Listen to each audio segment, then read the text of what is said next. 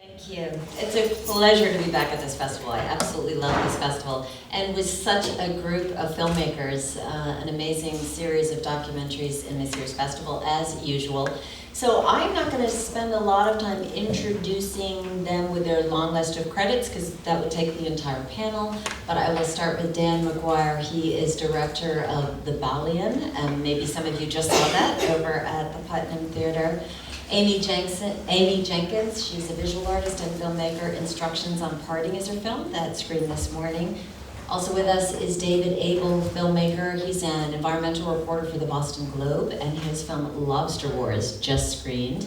And then two filmmakers from the film that you're going to see tonight, the Jonathan Daniels award-winning film Grit. Sasha Friedlander and Cynthia Wade are all with us. And these films, all very different in their own way, but some threads that we can pull out today to sort of figure out how we have a conversation about point of view. Grit and Lobster Wars are in their own ways about environmental catastrophe, some slower moving than others, and also Instructions on Parting and Balian, both very deeply personal films in their own way, and both made of footage that was taken for years, 20 years in the case of Dan McGuire, and sorry? 8 years in Amy's case. So put together sort of after the fact and made into narratives. Dan's film was made in Indonesia. Sasha and Cynthia's film also made in Indonesia, although, as we are learning from these films, they're vast. It's a vast, vast country. And also, the natural world is very present, I think, in all of these films in different ways. Globalization comes up, so a lot of stuff for us to pull at.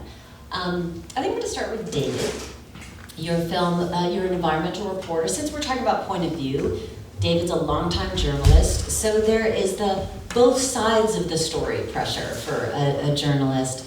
And this is a largely unknown story about climate change, this gray zone off the coast of both Maine and New Brunswick, a really fertile fishing ground at this point for lobster. You had to make decisions when making a film like this to avoid being an advocate for any side. And I'm wondering about how you approach that as a filmmaker. Yeah, it's a great question, and often the first question people ask me when I'm trying to talk to people and ask them if they would be willing to be in the film is, where are you coming from? What's your point of view? Do you have an agenda? Which are all smart, reasonable questions. So if anyone is approached to have a film made about them, you should ask those questions. And I try to explain that I am not coming from any opinion. I'm not coming from a place where I'm trying to weigh the evidence in one way or another, but to try to, in a nuanced, thoughtful, hopefully provocative or compelling way, tell a story that really shines a light on some kind of microcosm that reflects a larger issue. I mean, that's the nut of what I'm trying to do.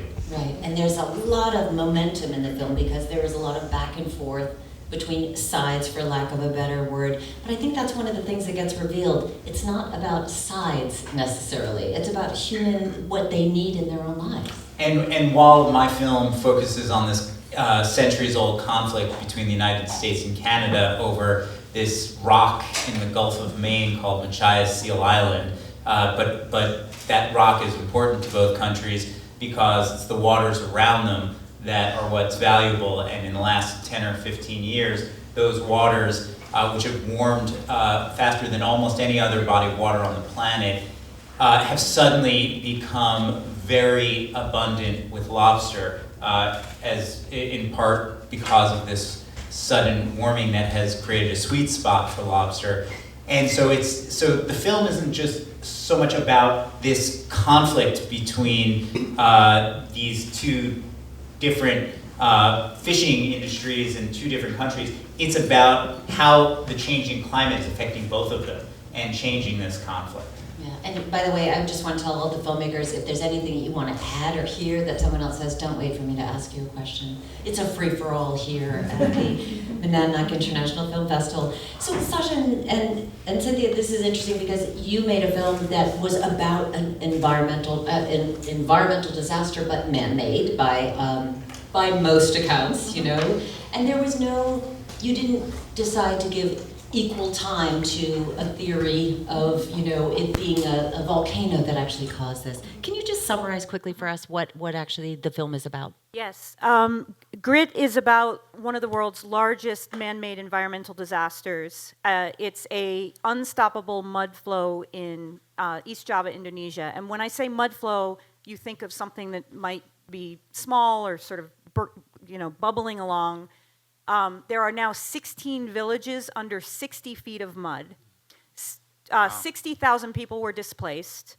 A drill hit an underground pocket of mud in 2006, and every minute of every day, vast amounts of hot, toxic mud is exploding greatly into the sky. I mean, it's enormous. It's now covered the size of 2 central parks. It has been exploding now for 13 years and will continue at least until 2030. So mud flow is not quite even the right word for it. We ultimately had to put a stake in the ground for this film. The majority of international scientists believe that this was caused by drilling, by natural gas drilling. The drilling company hired scientists and paid scientists who published several accounts saying that an earthquake that happened 2.5 days earlier, 300 miles away, caused it. But the majority of scientists believe it's because of the drilling, and we really came down on side of the villagers, the survivors, having talked to the scientists who were not in the film, that was the point of view we were going to have.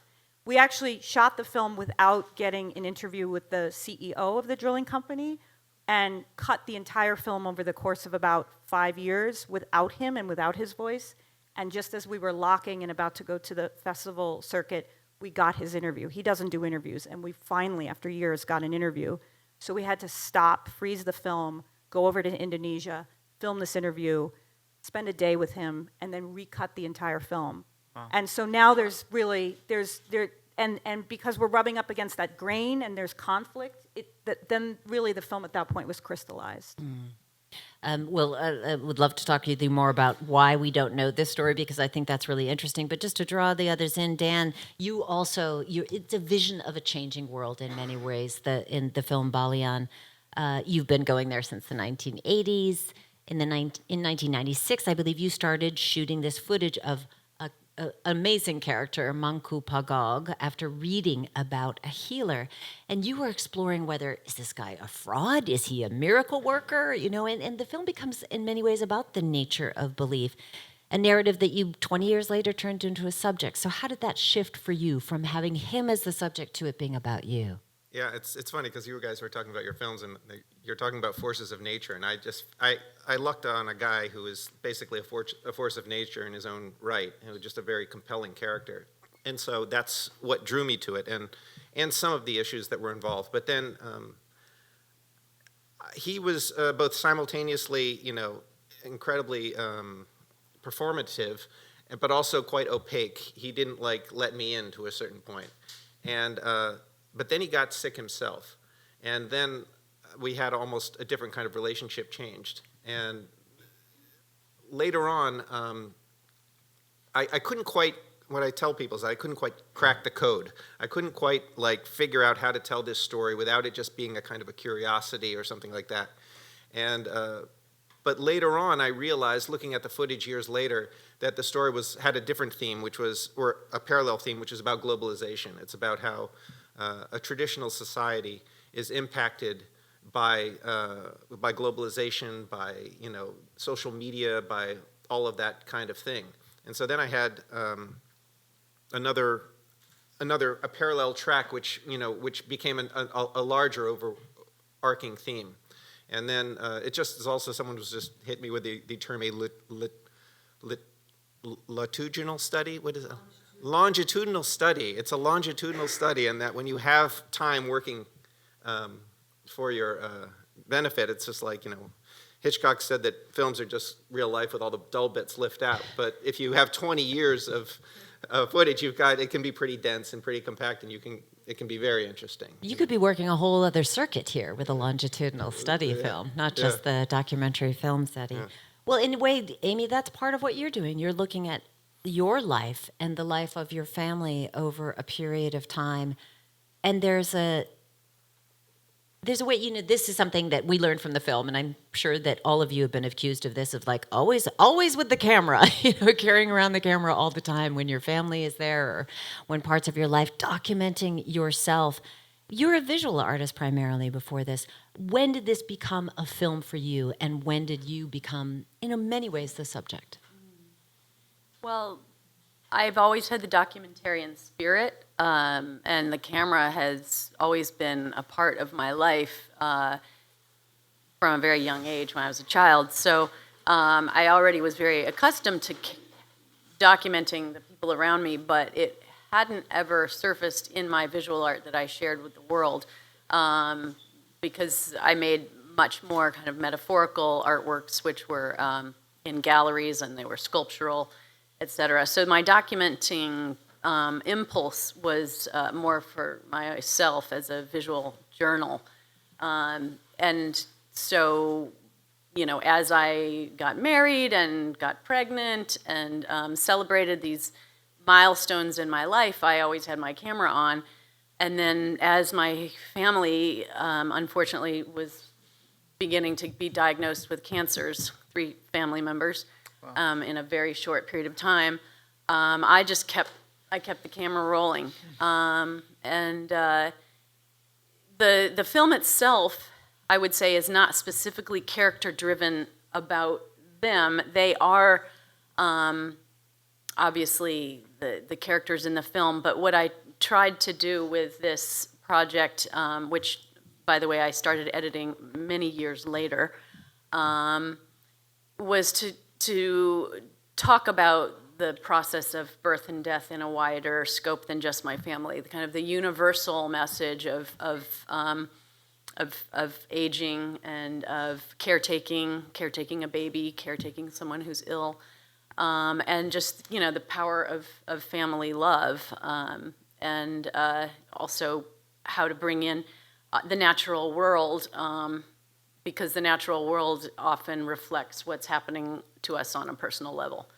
And so the film itself is a very visual experience, and metaphorically kind of outdoors takes place in my yard, or indoors in the caretaking kind of the family. So there's a dichotomy of indoor and outdoor. And there's a whole, like whereas we're talking about, drone shots in your cases of, this landscape that looks like Mercury or some other planet, certainly, or beautiful shots of the Maine coast, or I'm calling it the Maine coast, Maine and Canadian coast, for lack of the dispute.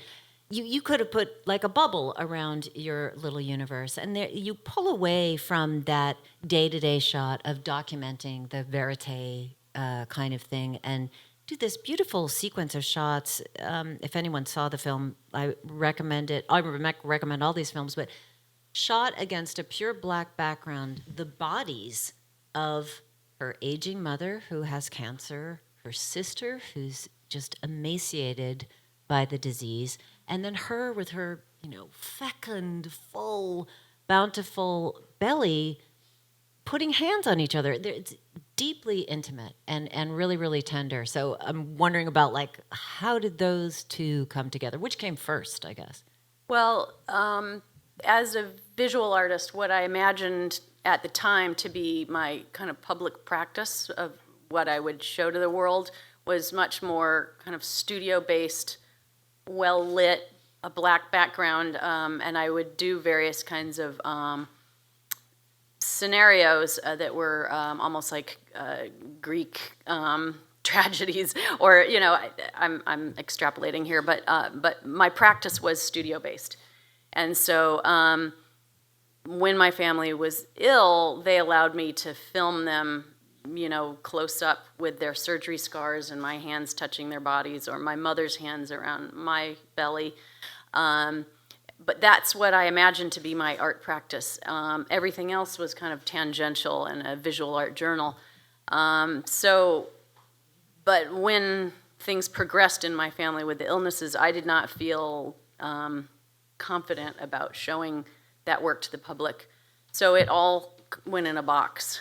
And it wasn't until years later when I realized that those pieces, which were highly stylized, actually were very complementary to the very raw family verite footage, which, was a consumer-grade little handheld camera with no lighting, no mic, just really rough stuff I never thought anyone would see. And the two really needed each other. And at that point, it became something that I was more comfortable sharing with the public. And Sasha and Cynthia, for you, there's so much intimacy in this film as well. You spent a lot of time with a number of families, but focused pretty much on a mother-daughter, Harwati and Dion, in the film. And there are moments when, they're just lying there in bed, talking with each other. So how do you as filmmakers disappear from that? Like, how does the point of view, we as the viewer become the point of view on some level? I think with Grit, because we were shooting in Indonesia, I actually speak Indonesian. I spent from the age of seven almost every summer going to Indonesia, studying dance there, and then when I was after university, I moved there from 2007 to 2009 and worked as a journalist. And my connection with the culture and the people, I think, brought us into the world once we arrived in Sidoarjo. I don't think we would have been able to gain the trust from the community if we hadn't had one of us being, fluent in the language. And even with that, it took years to gain the trust, and it was showing up year after year after year before we really got in and could get that kind of intimacy. And from a practical point of view, that means you either going over there yourselves, 20-hour trip from here or then some, with equipment, or working with local filmmakers. So tell me about how you made those kind of decisions, because I think the mechanics of those is really revealing about the point of view you choose to tell. Well, for the most part, we tried to go ourselves on every single trip. We did a total of 9 trips over the course of 6 years. And there were few cases when we had hardly any money. The entire film was raised on grants, piecemeal, just little by little, getting ourselves there on each shoot. And there were times when we thought we might need to be there, but we only had $3,000 in the bank. And we were working with a crew in Jakarta, and it was those split moment decisions where Cynthia and I would get on the phone and say, okay, should we send them over to shoot this really important conference that might lead to nothing, but there could be a gem there? And most of the time when we did make those decisions, it did end up panning out, and we were happy we did it, but you never know in that moment, and you hardly have any money to do it, but you have to kind of figure it out and just take those risks. Well, Dan, one of the ways that you worked it out was to get ABC News to send you over to Jakarta. Yeah, in the second part of the film, I just got a paying gig as a cameraman over there, and but that didn't last very long, and so I had to start to. Is this a finance question about how? Well, no, it's a mechanics question about how. You didn't know you were making a film necessarily at that point, but how you make decisions to get someplace. When you're shooting in someplace like Indonesia, you have different challenges than, shooting out of your front yard. Yeah, I knew that no one would ever give me money to make this movie because the character was too strange and upsetting to a lot of people, particularly Indonesian people, actually. And there was a real question about him, also why is this white guy interested in this particular character? What is it? He doesn't represent us at all, as according to a lot of Indonesian people. So he was upsetting to a lot of them that I would point my camera at him. Well, and it's a little cringy to watch some of the footage, quite honestly. Yeah. This is a man who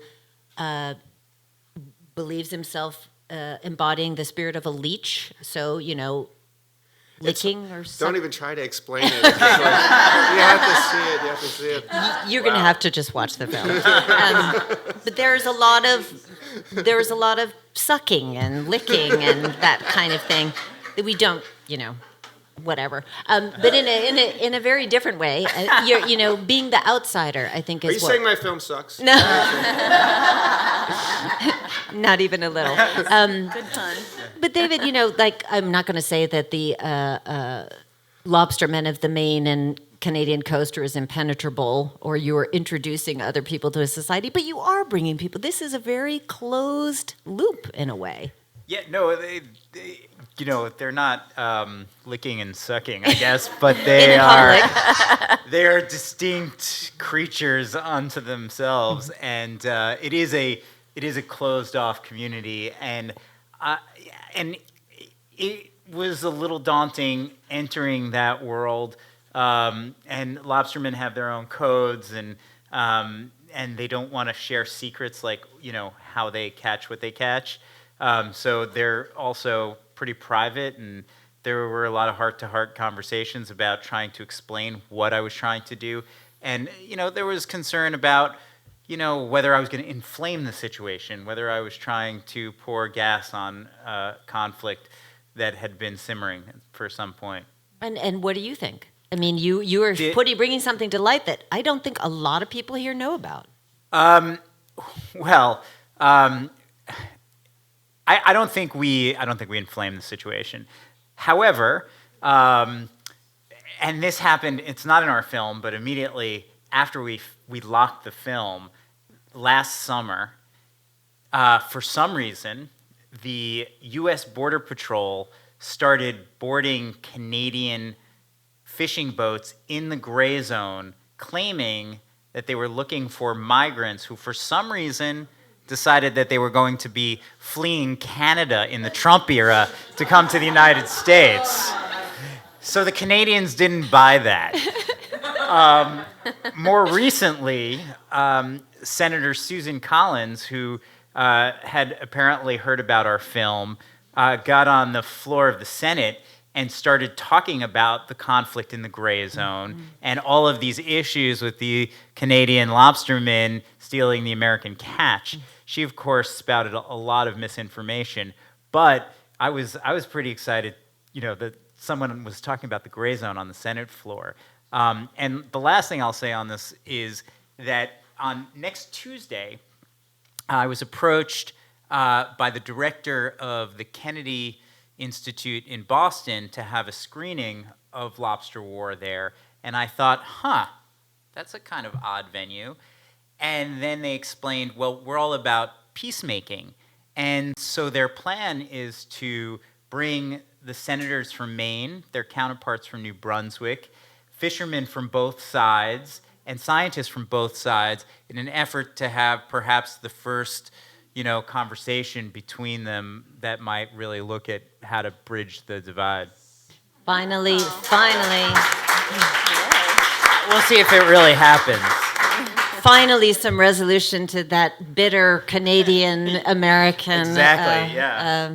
Since the West Wing, we haven't seen it happen.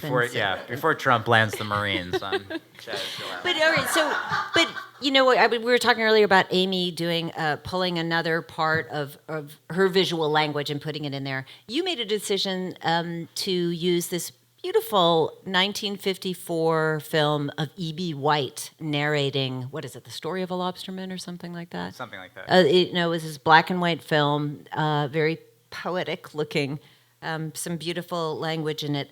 Along Maine's indented coast, day starts before any light in the sky. The lone lobsterman rowing out to his buoy. It's really something. But tell me about that decision to use that, because it really does add a whole other layer to the film.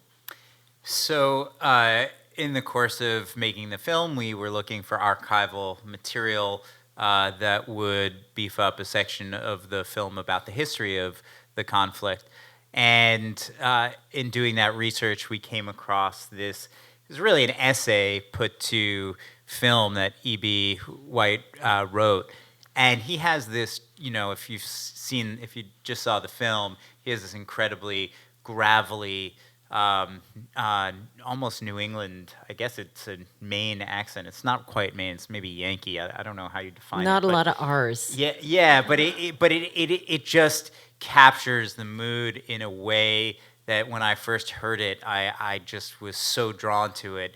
and we figured out a way to thread it through the film in a way that it would instead of imparting information, it would be more kind of ambrosial. It's not a traditional narration by any sense, but it gives, I think, a sense of place to the film. Yeah. Well, and that's part of what I think happens in a film like Grit, for example, that you are, you're in another place. You, Sasha, have a good, a really strong sense of the culture. Cynthia, you had been shooting there for some time when you started making the film. But in some ways you are, contextualizing, you are bringing this life to people across the globe, obviously. So how do you approach that, I guess, is the question. Well, we struggled for a long time in the edit. How much of this is an environmental film? How much of this is a personal film between a mother and a daughter? How much of this is a political film? Because the CEO of the drilling company is very much manipulating and involved in politics in Indonesia and invested in election outcomes. So we had many cuts of the film. We went to several edit labs, including the Sundance Edit Lab, where, depending on the year and the month, we might have more of a political cut, maybe more of an environmental cut, and really finding that balance. We also was challenging. We also were really making this film for a Western audience because our experience is that the majority of Westerners, particularly Americans, don't have the understanding of the very complicated history of Indonesia. Certainly, a lot of people don't even understand that it is such a vast country, as you said. It's 300 million people. It's the third largest democracy in the world. It's the largest Muslim population in the world. But it goes from the equivalent of London to Baghdad. So to sort of drop onto this moonscape in East Java, and it is like being on Mercury or the moon. It's otherworldly.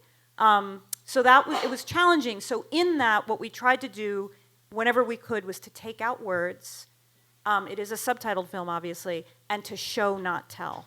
So there are whole aspects that we're just showing, not telling with the mud, and we put everything that we raised in terms of the grants into the shooting, into the cinematography. We used specialized vintage prime lenses, which we carried around in backpacks. We brought over, we can both shoot, but we brought over, once we raised some money, really great cinematographers, so that the audience can really be on this moonscape in this really eerie place. Mm-hmm. And Dan, I think that was something for you also, in the interactions, you are filming yourself having conversations with Mangku. And there's a way that you are, I think, standing in for us as people who wouldn't recognize that this is a methodology of healing or maybe have some doubts about it. But you let yourself ask questions that could come off like a, sort of naive tourist in some kind of way. Well, the thing is that when I started shooting this, I had not a clue about really how to. It was not going to be a personal documentary when I started shooting it. I thought it was something that could maybe be on on Discovery Channel or something like that. And I started working with I got some help from a woman, Nina Davenport, who's done personal documentaries, who's pretty much a master of the genre.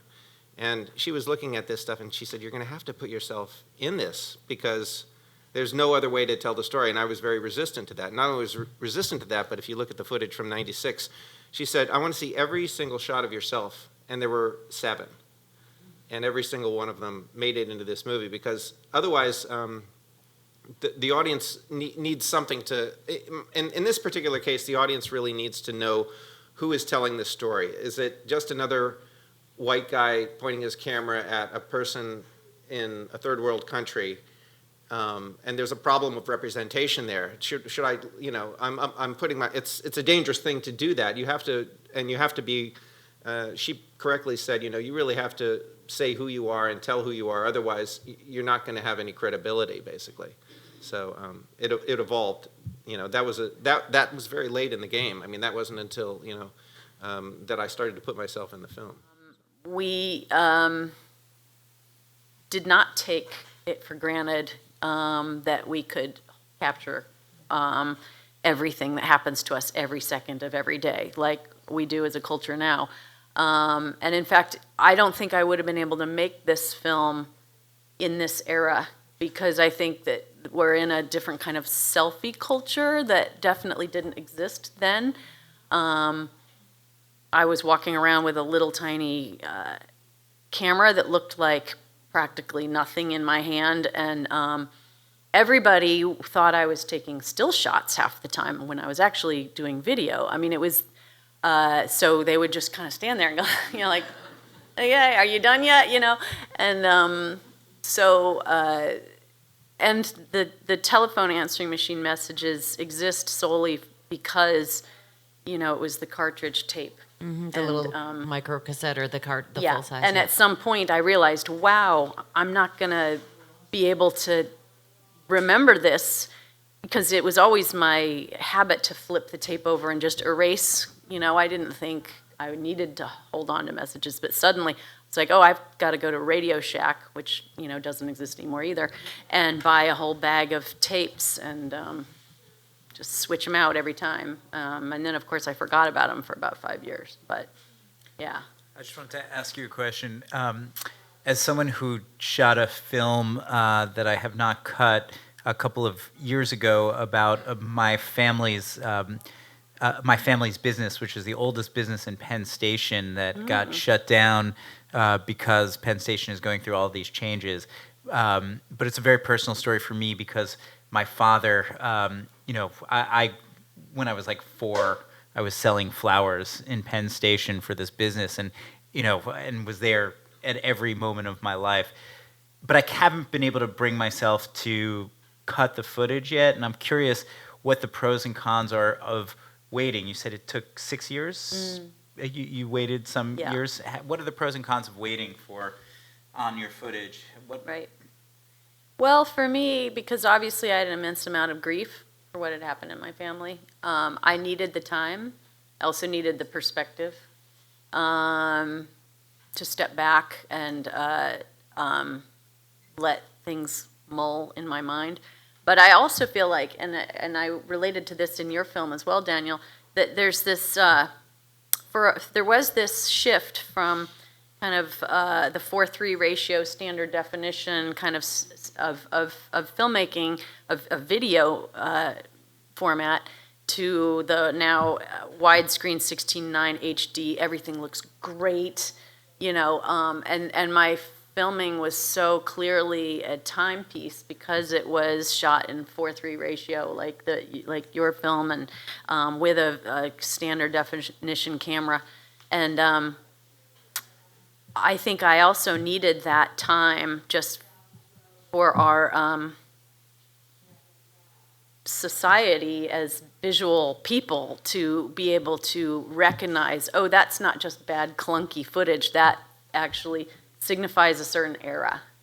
I think if I'd made a film right away, and because the transition to 16:9 and HD happened right about the same time that the iPhone came out and everything switched over. And had I made a film with that 4:3 ratio footage, as beautiful as it is, I think it would have been kind of looked down upon in a way. So I think sometimes waiting and giving the world time to progress also means, technologically they're at this one point, but they're going to look at footage shot at a different time in a whole different light. Dan, I'm wondering if you have any thoughts on this, because we see in your film, you're pulling out your old VHS films, basically. Right. Well, actually, before I would say that, you were asking about access, and I forgot to say that, the whole first act of my film is my problem getting access to this guy and the fight to get access. Uh-huh. And then the second act is I get married to an Indonesian woman who is my producer, who's here, right here. And that made everything so much easier. If you're going to marry your subject, it really helps a lot. But as far as that, it's funny now because kids have like Instagram with like various filters to capture grain, to capture flares and things like that. All that stuff that Hollywood was always trying to avoid, and so I don't know what you call my video except like artisanal video. It's just some sort of, people are going to be, if they want to evoke something that happened in the 80s, they they make it look SD and they distress it and they throw some grain on it, and it's funny because there's this one scene in my film where there's a cremation, and the quality of the video is absolutely terrible because I got it from a guy. They took it of their father who was being cremated, and they had a video crew and they put it on a VCD, which is worse than a DVD, and it's this footage of the body being burnt. But it has all of these weird pixelations and has all of these clumpy problems with it. But suddenly it looks very beautiful, and then it's sort of like, oh my God, it's replicating what's happening to this person. Like the distress video and the signal is getting lost here, and it's falling into nothing, and that's what's happening in the content of it. So in that case, it worked perfect. It has actually an incredible impact because of the low quality, which is a weird. We want to make time for questions. Does anybody have questions immediately for the filmmakers? Anybody? Hello? Well, Dan was offering up to, he said, do you want me to answer the money question? Yes. And as a documentary filmmaker, can you all answer the money question? My question was that I initially, my grandfather died and I had a small inheritance actually, and that's what I bought my camera with. And that's when the article came into my view, and I said, okay, I've been trying to do various things, writing screenplays and stuff, and this new camera came out, which is the VX1000, which is the first digital video camera, and I said, there's no excuse not to shoot something if you can get one of these. So my grandfather, that got me through the initial footage, and then marrying a doctor got me through the post-production. So there you go. We'll put that in your tips for documentary filmmakers. I'll have to remember that. Yeah. Anybody else want to pick up on the money question? I'm happy to talk about that because I think it's really important when it comes to documentary filmmaking. It's such a, it's really the sometimes determining factor of whether something gets made or not. And for me, I decided I was going to make this film whether I had to do every single aspect myself for free or have help. I did essentially make almost every aspect myself for free, but at the very end, I had a Kickstarter campaign, an amazing group of like 400 people, many of whom I knew, but many of whom I didn't know, came together and essentially paid for my post-production. Budgets can run from mine at like literally $40,000 to $400,000 for a documentary. So I think I obviously eked by on the very most basic that I could, but I love my composer, I love all the people who worked on this film, and I would never ask anybody to do anything for free other than me. So, so I feel very strongly when you set out to make a documentary that you have to pay your crew and pay them as well as you can. So that's my thought on money and documentary. I want to pick up on that. You mentioned earlier, Cynthia, that you just made a decision, like the money's going into the filming equipment or getting the best cameras, cinematography. Mm-hmm. Yeah, so we, as Sasha said, we wrote grants for almost 6 years. And we actually what's strange about this film is I've made many films where it's been very hard to raise the money. In some ways, this was the easiest film to raise money for, but conversely has been the hardest film to place. Mm-hmm. And I think it's because with granting applications, we could go check environmental, check Muslim, check women, check, like all of the sort of emerging themes in the recent years that grantors have been interested in. This film satisfied it. But it's very difficult to ask an audience to sit down and watch 80 minutes of a subtitled film about mud, right? So we wanted to make it as beautiful as possible, so at least it was palatable. Log line. That's the worst elevator pitch I've ever. So we raised $800,000 for the film. We got $200,000 from MacArthur Foundation. We got a Sundance grant. New England, we got Leff Foundation, which is out of Boston, Chicken and Egg, Catapult. Abby Disney, the heiress, came in and she gave us, she has a foundation for documentary filmmakers, so I think in total gave us $75,000 and took a producer credit. So it was Yeah, Fork Films. So it was over the course of, and then we were rejected from a lot of places too. We never got money from Tribeca. There were other places we didn't. MacArthur, we actually applied 2 or 3 times before we got it. So you said you were writing grants while you were making the film. You would send them little bits of the film, Yes. or was it not? Yes. Okay. Yes. Yeah. So when it was, how about David? Do you want to address that? Sure. So for each of my films, it's sort of gone about different ways. Mainly sweat equity is how I finance my films, and that means I do a lot of it myself, as does my colleague Andy Laub, who I've made my last few films with. But I made a film about the collapse of the cod fishery in New England called Sacred Cod, and I worked on it with 2 other guys. And we pooled our talents. One was a very talented cinematographer, another was a talented editor, and I did everything else. And you know, we eventually got the Discovery Channel. We were pulling them along, and then they gave us money, and they bought our film, so we were able to make that film like that.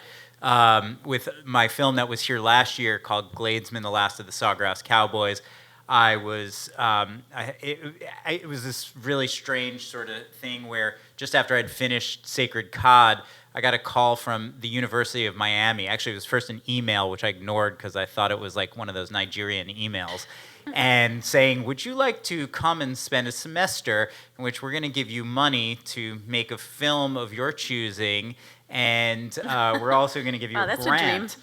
And I'm like, sure, sounds great. And then they wrote back a week or 2 later saying, hey, David, did you see that email? We know who you are. And I thought, you know, it was more personal, so I responded. And that was this really, like, you know, very peculiar situation where I got, you know, brought down to the University of Miami. I had access to all of their amazing equipment. I was basically a visiting professor, and so graduate students were helping me they were getting credit for helping me make a film. And then the Knight Foundation also gave us a grant to make that film. So it was kind of nirvana for that. But it didn't cost $800,000 to make, and we didn't have to fly to Indonesia 9 times. So it was a little easier to make. And with Lobster War, the film was made entirely on sweat equity, which meant sometimes I slept in my car, mainly because I would drive the 7 hours from Boston to down East Maine in advance of a fishing trip, which was leaving at 4 o'clock in the morning, and I'd get there at, you know, midnight, and there was, you know, nowhere to stay there. So I'm like, all right, I'm just gonna spend a few hours dozing off before the trip starts. So it's interesting. Someone said the other night, I was just showing the film earlier this week at the Harvard Museum of Public or the Harvard Museum of Natural History, and someone said, Donald Trump needs to see this film. My first thought was, probably a bad idea. Probably not good, because we already have, you know, he's already had, like, launched a trade war with Canada. You know, Well, with Susan Collins, her conversation was on the Senate floor was for the Senate Commerce Committee, and it was a conversation about the trade war with China. Right, right. And so I don't think Susan Collins has seen my film. I did correspond with Angus King's chief of staff, and I think I might have sent him a link. I don't remember, but you know, I'm not trying. I don't have an agenda, and I'm not looking to persuade people of something. I'm hoping that by showing the film, we've done something different with this film than I have with my previous films, where we've had this really amazing theatrical tour, and we've been showing it all over at theaters from the